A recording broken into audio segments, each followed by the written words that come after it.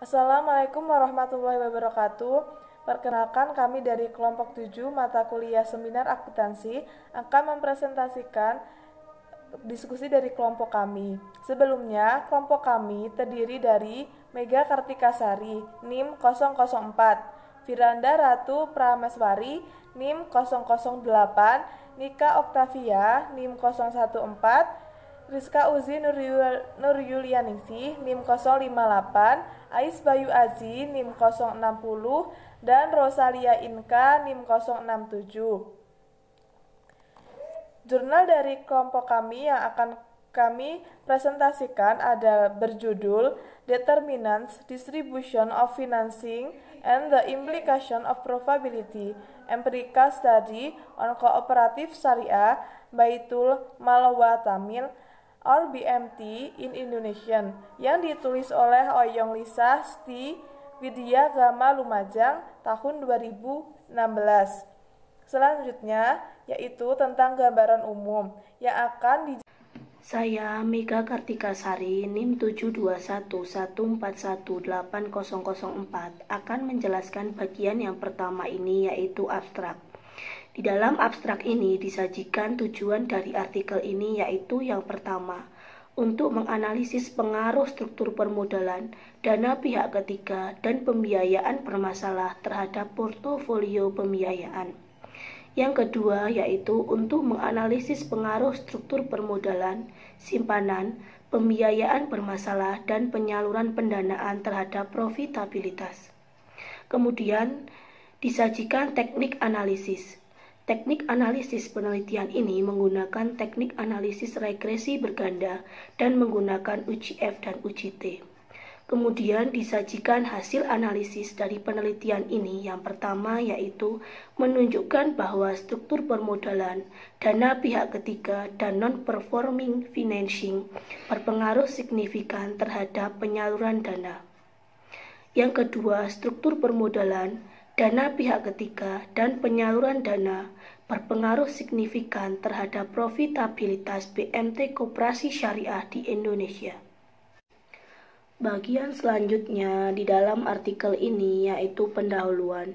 Di dalam pendahuluan ini dijelaskan menurut Heron 1995 yang melakukan penelitian terhadap beberapa faktor yang mempengaruhi profitabilitas pada beberapa bank syariah di dunia, membuktikan bahwa terdapat dua faktor yang mempengaruhi profitabilitas syariah, yaitu variabel internal dan variabel eksternal. Faktor internal yaitu seperti likuiditas, struktur permodalan, dan struktur simpanan, serta struktur pembiayaan mempengaruhi profitabilitas. Perseroan kegiatan penggalangan dana koperasi sebagian besar bersumber dari simpanan anggotanya yang berupa giro, tabungan, dan deposito. Tabungan anggota sering disebut dengan dana pihak ketiga atau DPK. DPK sebagian besar disalurkan dalam bentuk pembiayaan. Sedangkan variabel eksternal yaitu meliputi pangsa pasar, jumlah uang yang beredar, suku bunga, inflasi, dan ukuran bank. Pembiayaan yang disalurkan koperasi kepada masyarakat sering berpotensi menimbulkan kredit macet. Kredit bermasalah dapat dilihat pada tingkat non-performing financing atau NPF. Jika tingkat NPF atau kredit bermasalah tinggi, maka profitabilitas akan menurun. Sedangkan jika level tersebut rendah, maka profitabilitas NPF akan meningkat. Bagian selanjutnya di dalam artikel ini yaitu literatur review. Di dalam literatur review ini disajikan yang pertama yaitu profitabilitas. Menurut Sartono 2011, menjelaskan profitabilitas merupakan kemampuan perusahaan untuk menghasilkan laba dalam kaitannya dengan penjualan, total aset, atau ekuitas. Analisis profitabilitas merupakan analisis kemampuan perusahaan dalam modal dan asetnya sendiri untuk menghasilkan keuntungan. Dengan analisis profitabilitas dapat diketahui penyebab untung atau rugi. Profitabilitas dalam penelitian ini menggunakan Return on Equity atau ROE dibandingkan dengan Gross Profit Margin, Net Profit Margin, Profit Margin, dan Return on Asset. Karena ROE merupakan rasio yang sangat penting bagi pemilik perusahaan. Karena rasio ini menunjukkan tingkat pengembalian yang dihasilkan oleh pengelola modal yang diberikan oleh perusahaan. Dengan kata lain, ROE menunjukkan keuntungan yang diperoleh pemegang saham. ROE menunjukkan prospek pertumbuhan perusahaan yang lebih baik, yang berarti potensi keuntungan perusahaan terus meningkat. Literatur review yang selanjutnya yaitu disajikan distribusi pendanaan. Dijelaskan pembiayaan berdasarkan Undang-Undang Nomor 21 Tahun 2008 tentang Perbankan Pasal 1 Nomor 12, yaitu pembiayaan berdasarkan prinsip syariah adalah pembiayaan uang atau tagihan yang dapat disetarakan berdasarkan kesepakatan antara bank dengan pihak lain yang membutuhkan pihak yang dibiayai untuk mengembalikan uang atau tagihan setelah jangka waktu tertentu sebagai bentuk imbalan atau untuk hasil. Dengan demikian, pembiayaan disediakan oleh satu pihak kepada pihak lain atau kesepakatan antara bank dan nasabah untuk mendukung investasi yang direncanakan, baik sendiri maupun lembaga. Saya Firanda Ratu Prameswari, NIM 7211418008 akan melanjutkan materi yang telah dijelaskan sebelumnya oleh teman saya Mega Kartika Sari. Materi selanjutnya itu mengenai struktur modal. Struktur permodalan yang berkenaan dengan berbagai sumber modal dapat diperoleh perusahaan untuk membiayai operasinya.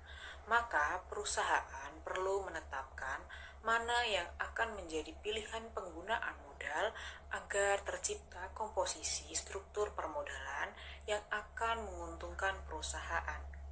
Menurut Sudana, tahun 2011, struktur modal berkaitan dengan pengeluaran jangka panjang suatu perusahaan yang diukur dengan rasio hutang jangka panjang dengan modal sendiri. Menurut Brelli, tahun 2007 menyebutkan bahwa struktur modal merupakan perpaduan antara pembiayaan hutang jangka panjang dan pembiayaan ekuitas. Selanjutnya yaitu dana pihak ketiga. Dana pihak ketiga membutuhkan koperasi syariah dalam menjalankan operasinya. Menurut Denda Wijaya mengartikan dana pihak ketiga berupa simpanan dari masyarakat. Ini ternyata menjadi sumber pendanaan terbesar dari bank paling andal mencapai 80-90% dari seluruh dana yang dikelola bank. Bank dapat memanfaatkan dana dari pihak ketiga untuk menempatkan beberapa item yang menghasilkan pendapatan bagi bank, salah satunya dalam bentuk pembiayaan. Selanjutnya yaitu pembiayaan non-performing. Menurut Denda Wijaya mendefinisikan non-performing finance adalah kegagalan seorang debitur dalam memenuhi kewajibannya untuk membayar angsuran pinjaman yang telah disepakati. Dan menurut Wangsa Wijaja mengemukakan bahwa semakin tinggi non-performing finance, maka semakin rendah laba yang diperoleh perusahaan. Karena laba ini berada pada usaha kecil. Faktor eksternal adalah faktor debitur yang menunjukkan bahwa tidak semua debitur beretikat baik saat mengajukan pinjaman atau saat pinjaman dikabulkan.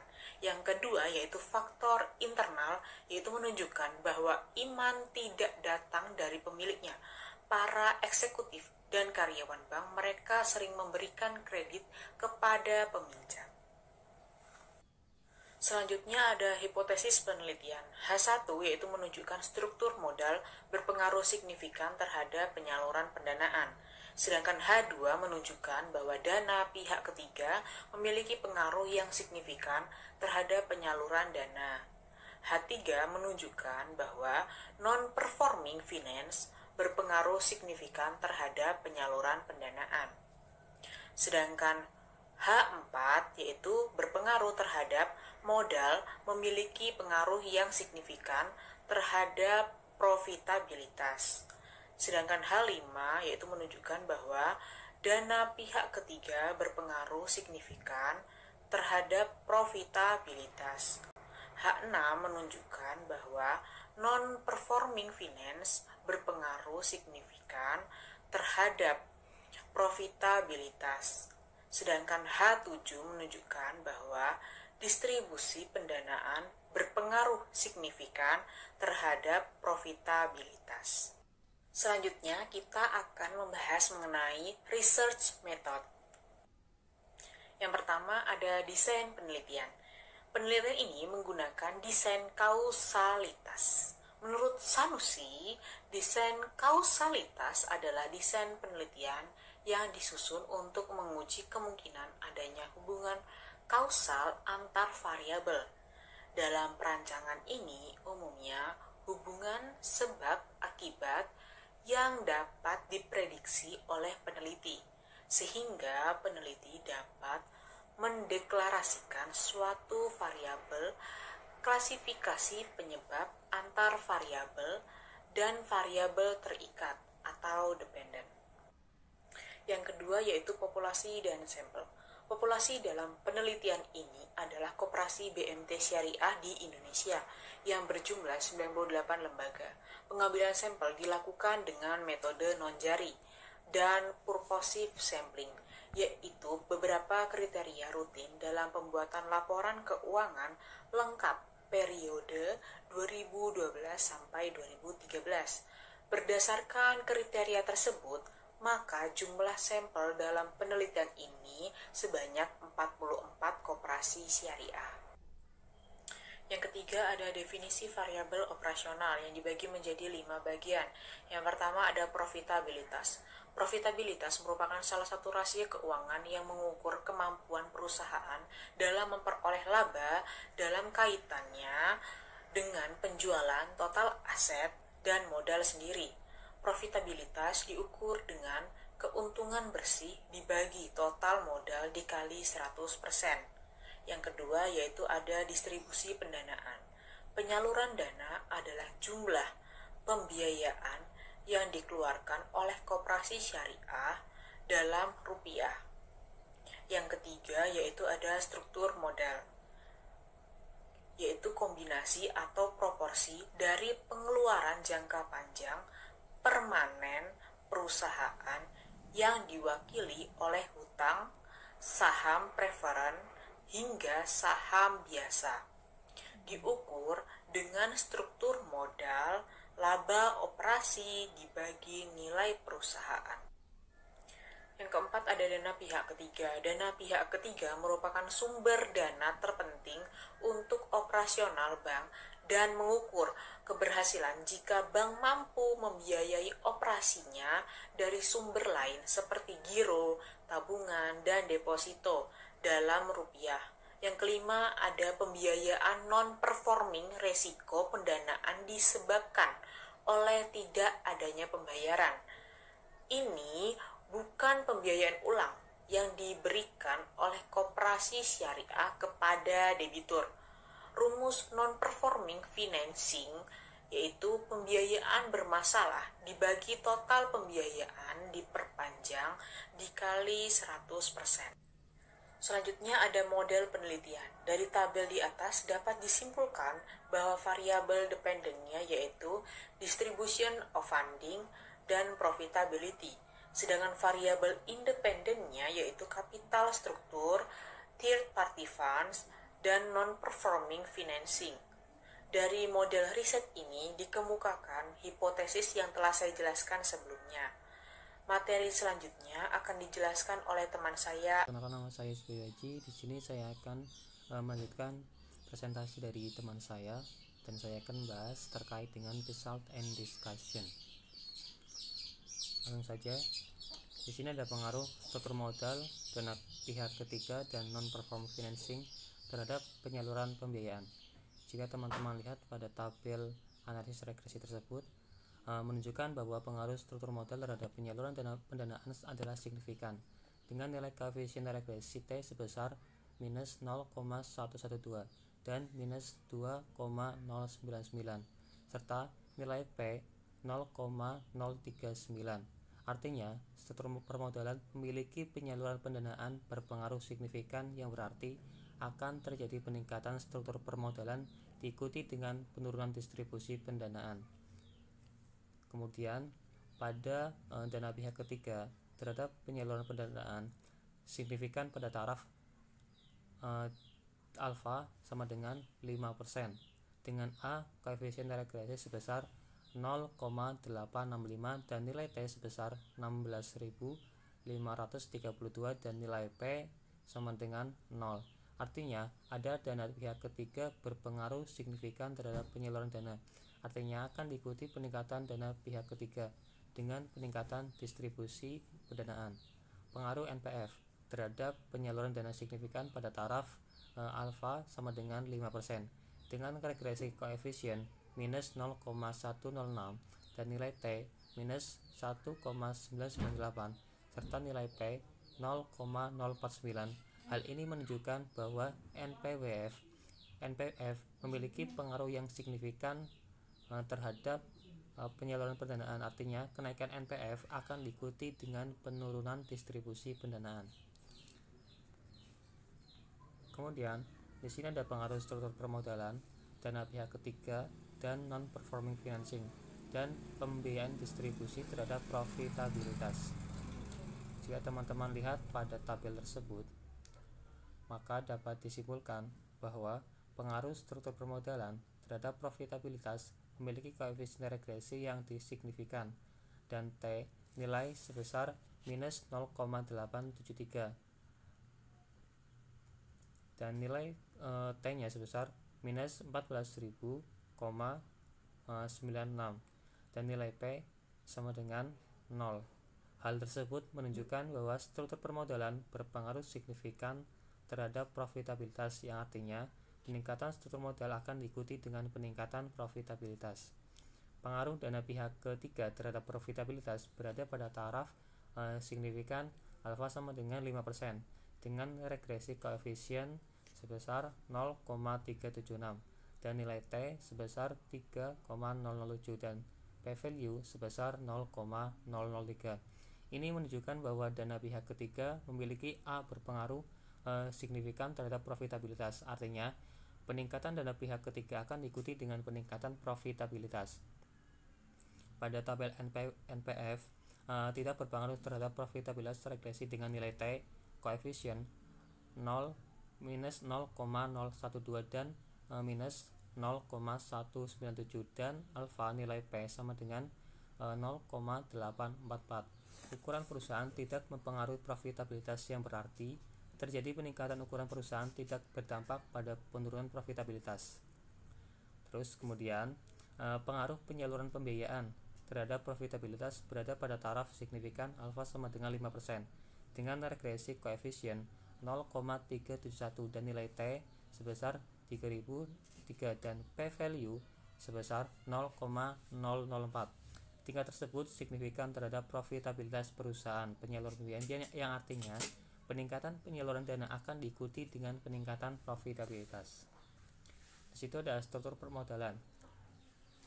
Ada pengaruh struktur modal penyaluran dana. Struktur permodalan berpengaruh signifikan terhadap penyaluran pendanaan, yang artinya sumber pendanaan merupakan hal terpenting bagi koperasi untuk meningkatkan jumlah penyaluran pembiayaan, yang artinya akan disalurkan kepada pemilik. Selanjutnya ada pengaruh dana pihak ketiga terhadap distribusi pendanaan. Dana pihak ketiga berpengaruh positif signifikan dan signifikan terhadap penyaluran dana. Semakin banyak dana pihak ketiga yang bisa dihimpun koperasi syariah, maka akan semakin banyak pembiayaan yang disalurkan oleh yang harus dibayar. Kemudian pengaruh NPF terhadap pembiayaan distribusi. NPF berpengaruh negatif dan tidak signifikan terhadap penyaluran dana, yang artinya semakin rendah NPF maka semakin besar jumlah biaya yang akan diberikan. Kemudian ada pengaruh struktur modal terhadap profitabilitas.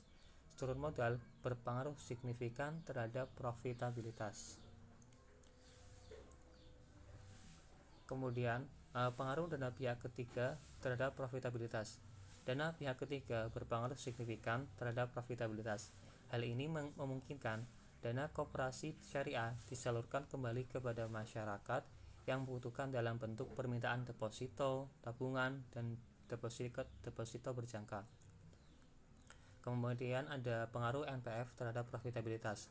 NPF tidak mempengaruhi profitabilitas, sehingga ketika NPF meningkat, profitabilitas tidak akan berpengaruh oleh kenaikan, dan NPF tidak dapat digunakan untuk memprediksi profitabilitas.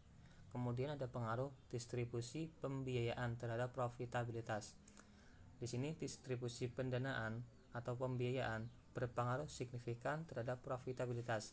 Hal ini menunjukkan bahwa distribusi pendanaan aktivitas operasi syariah dalam menghasilkan keuntungan. Hal ini terjadi karena pengabaian yang ganas atau masalah lain yang terjadi di luar kendali debitur.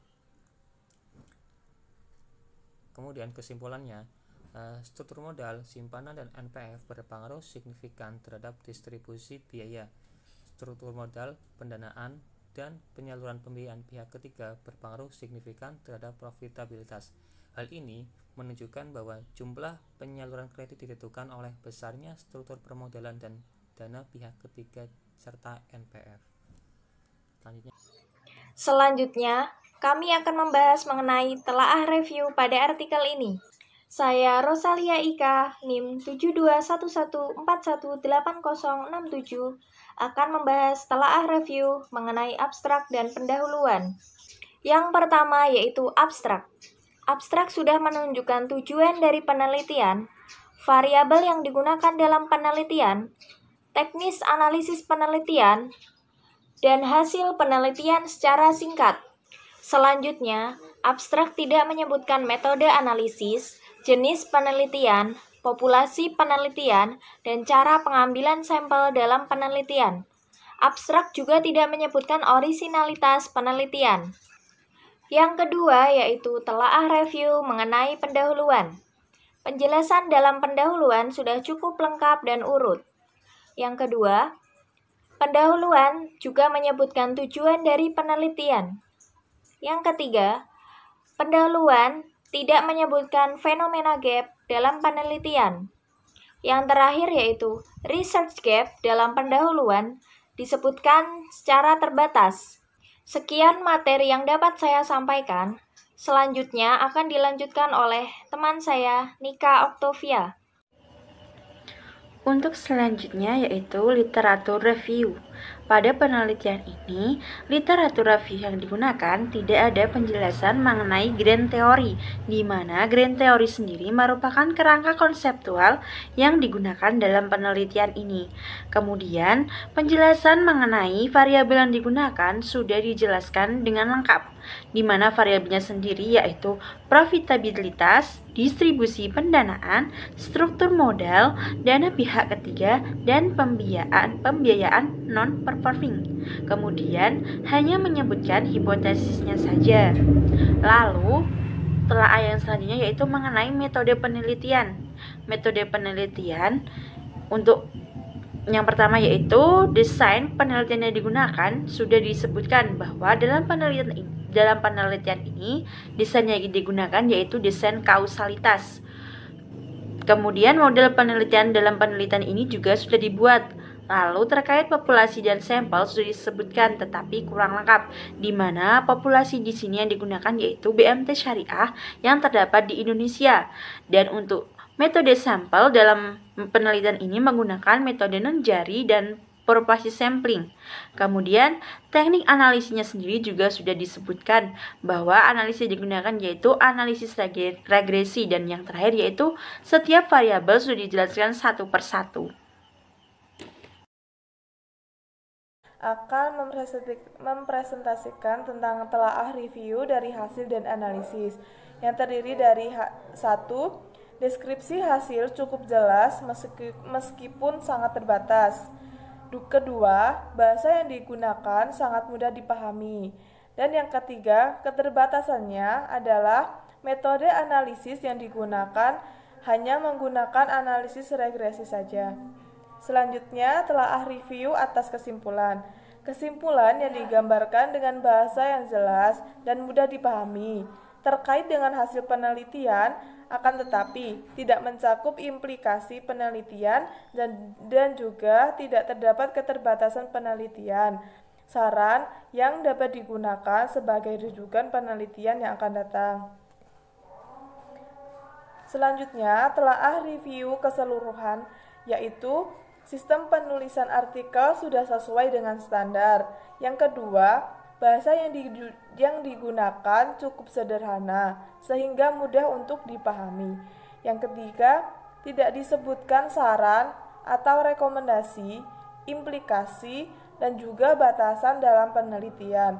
Dan yang keempat adalah, secara keseluruhan, artikel sudah cukup baik, meskipun ada beberapa bagian yang belum dicantumkan. Sekian presentasi dari kelompok kami, yaitu kelompok 7. Apabila ada kesalahan, kami mohon maaf, dan sesi berikutnya